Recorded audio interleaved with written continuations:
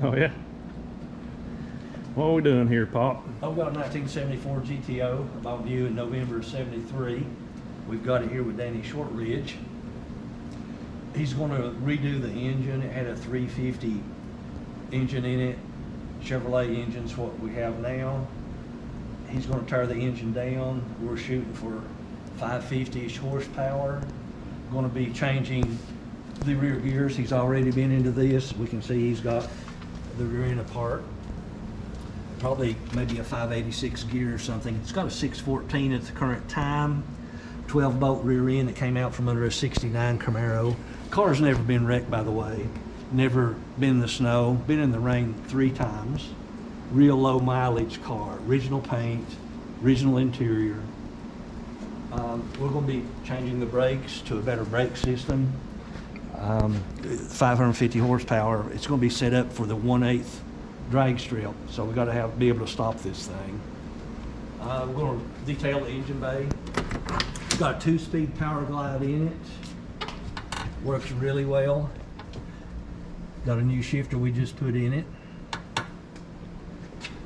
So it's going to be a fun little car. We're going to be doing the, got to have a new headliner. We may dye those seats, not really decided yet what on that. The sun has kind of bleached the interior out where it shone through the windows on the side of the carport, and I didn't dream that, but it did. It bleached out some of the interior, changed the color. It was just as white as could be. Going to be a great project, father-son thing. Of course, the car is going to go to my son Andrew. And I hope he enjoys it and takes care of it as much as I did. So, real fun car. Here's the front of it.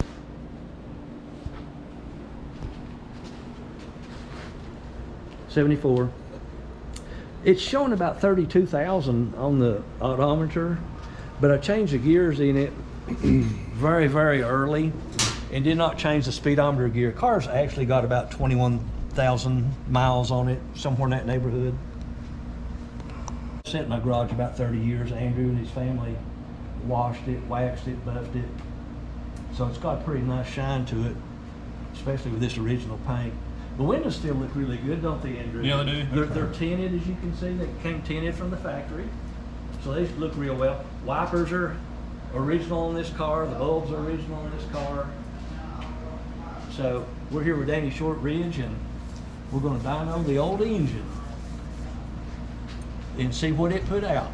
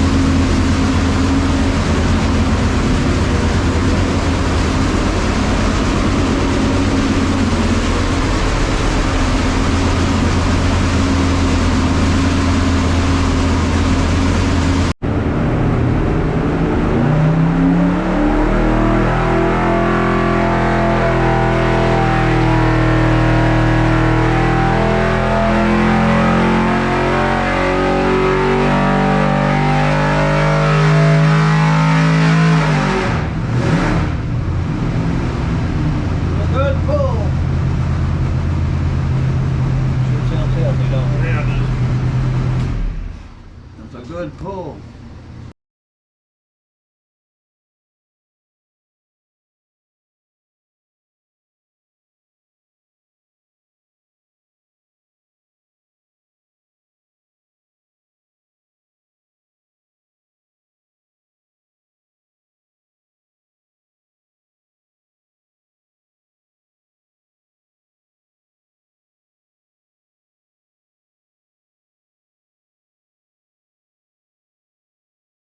Ever two. Two more, two more, two more, two more. 4 times. That's 40 horsepower. Add 40 to 472 gives you 512. Oh, I see that.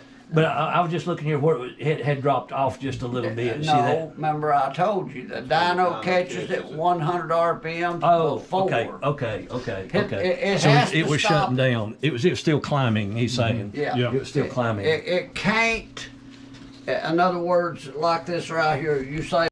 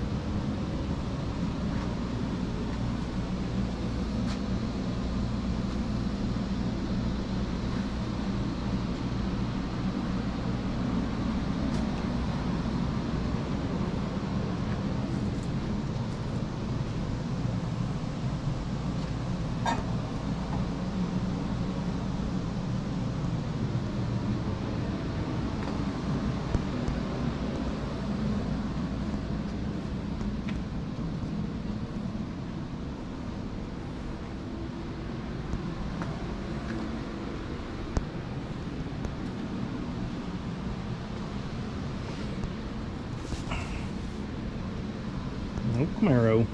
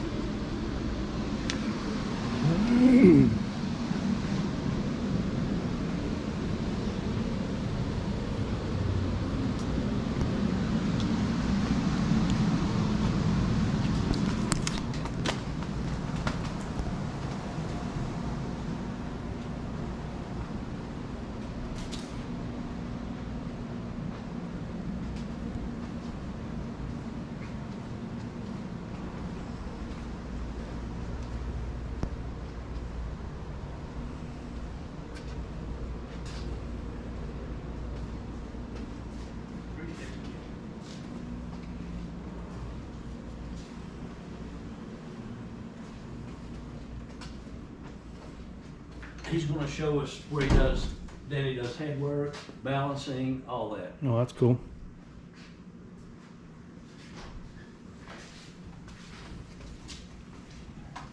About ready to abscond. I'm just about ready to abscond. I don't blame you. Trying to make a video for my boys, Yeah. so when they get older, they'll see this. That's a crankshaft grinder right there. Yep. I taught Danny's son, Danny Jr., how to run that thing. Oh yeah. And this is a block master over here. We do blocks and heads. Special stuff on this machine. I do reconditioned rods and pistons and stuff right here. And then down there's where we grind the valves. And that machine down there against the walls where he does all his fancy valve stuff. Oh yeah. And there on your left, I quit drinking caffeine about 8 months ago. that green machine. Good for you. Honer. Honing cylinders. Hone it. Yep. Yeah, I want you to look at something. Just take a look at that. There's nobody in this country can match that. He figured out how to do it. And you can take this on the dyno in there, and in probably 15 minutes it's sealed up, sucking at everything. Wow. Just like that. And there's where it does the boring, block boring. Here's where I line bore and line hone the main caps for the crankshaft. Doc told me, he said, you And, can have more of that. Show him the headwork place over there. right here, all this area right here is what he does right there, Working on heads. making heads. And then he's got that flow bench room where he flows them after he gets them together and tell you how much they make. You notice these heads laying around all over the place. And he flows them into where he knows exactly what they're He doing. knows exactly what each one is doing. And this one is where we balance all of our crankshaft right here. And here's a Bridgeport that I run a lot. Right now I'm working on valve bodies for the Power Glide transmission. Oh, okay. I'd love to come work here for a little while. This would be fun. I started machining in 1966. Oh, wow, really? And I retired from Delta Airlines. I was an aircraft inspector. Now here's his flow bench. He's got a flow bench in there. He comes in, he works on them heads. He works on them heads, he puts them on here, and it tells him what each cylinder flows. Oh, wow. And that's all his assembly room in there. Let's go see it. See what's going on.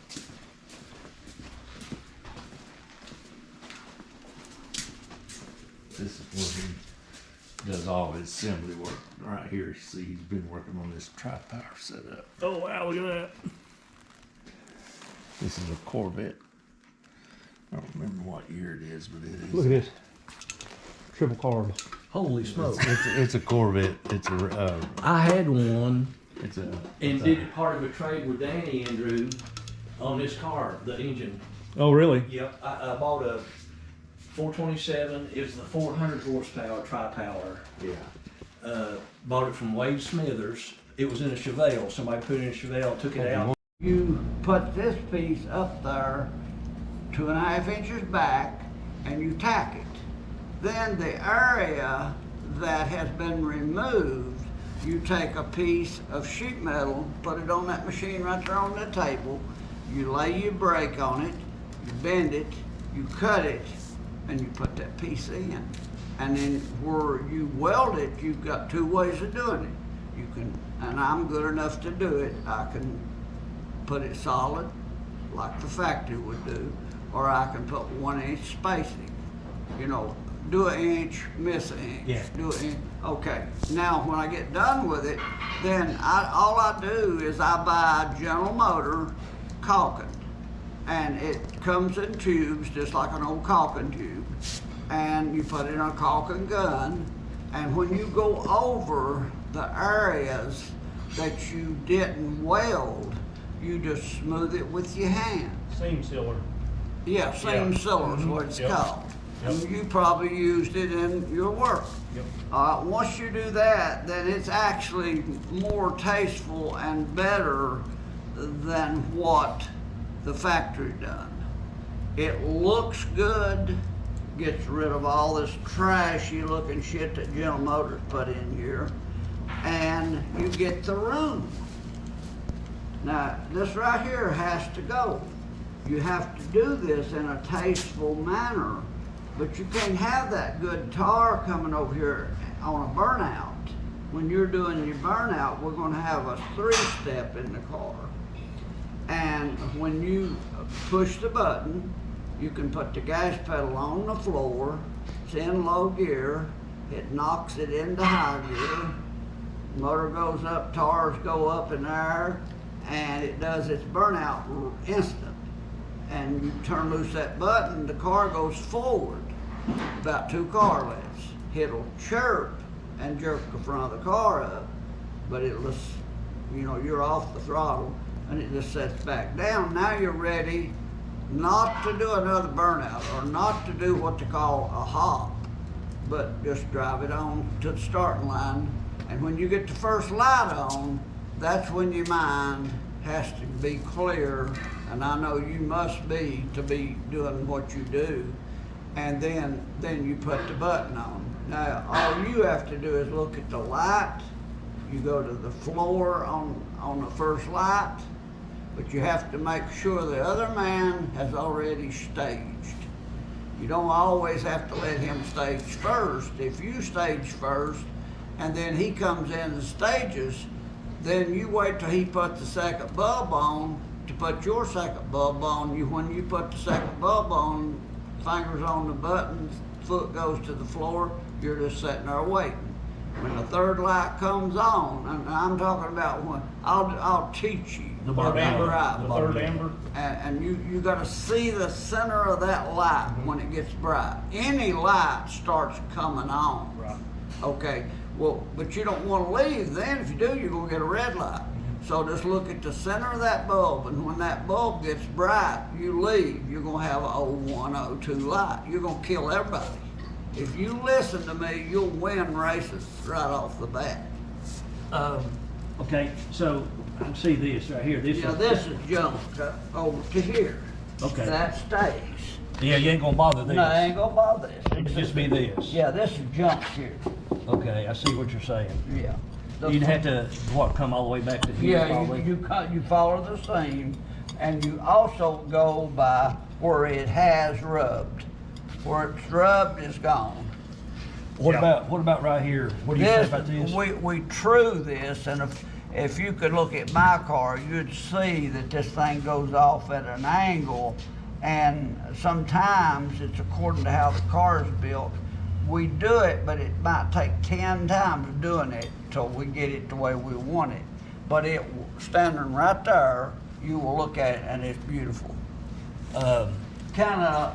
You probably won't have to bother this up here as short as that is. No, me and Ronnie done that one back when in the day. So you're saying you'd have to trim? It won't be that high up. It'll be down here lower. It'll be about right there, and it'll come at an angle down like that. Now I'm going to be going back that way a little further. I'll never get back to this, but I've got to get rid of this. I've got to get rid of it at that angle, because you don't want that tar when it's 29.5. It's going to grow to about 31 inches.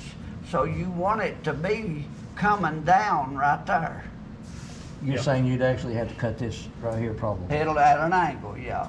But it's tasteful. Yeah, I keep saying that word, but it is. You can't see it. Well, I hope you guys are enjoying this build as much as we are. It's already a lot of fun. We ain't even to the racing yet, so this is going to be a fantastic project. I just wanted to kind of also let you know what we were doing on the dyno and why we did it how we did. Car's been parked for well over 30 years. Only been started a couple times. So we didn't want to break anything, cause damage. We ended up shutting the dyno down. First run 6,200 RPM and the second run 6,300 RPM, when normally you'd be spinning at 7,000 plus RPM. So on that first pull, 6,200 RPM, that came out to 472.4 horses. So if you go back and screenshot the dyno sheet that I put in the video, you can do the math. It's linear. That would have been a 512 horsepower run, and if you do that for the second pull, it made 487.8 at 6,300. That's substantially more horsepower than we thought. That's 15 more than the first run at those RPMs. So this thing's making a lot more power than we thought it would be. We were all thinking around 400 horsepower, 410, 420, and we're well above 500. So I don't think 600 horses is going to be out of the question for this thing. What's going to be interesting is, can Danny do it or not? So stick around with us and find out. My next video will be a build update video. Hopefully it'll have another dyno video in it as well, with the new heads and intake and bigger carburetor put on the motor, get it freshened up. I'd really like to see what we're putting down, so that'll be really interesting. As far as the build update goes, we'll throw in some footage of where they're at with the car. I'm going to be putting in a cage because it's going to be a pretty quick car. We need to be safe doing what we're doing. and we're going to mini tub it as well so we can fit some bigger tires and not worry about rubbing. The tires that were in there were rubbing pretty bad in the wheel wells, and that's a safety thing. We need to get that addressed and get that fixed. We're going to build this car this one last time, and we're going to build it right, and we're just going to keep passing it down the family. So stick with us. Let's see where this build goes.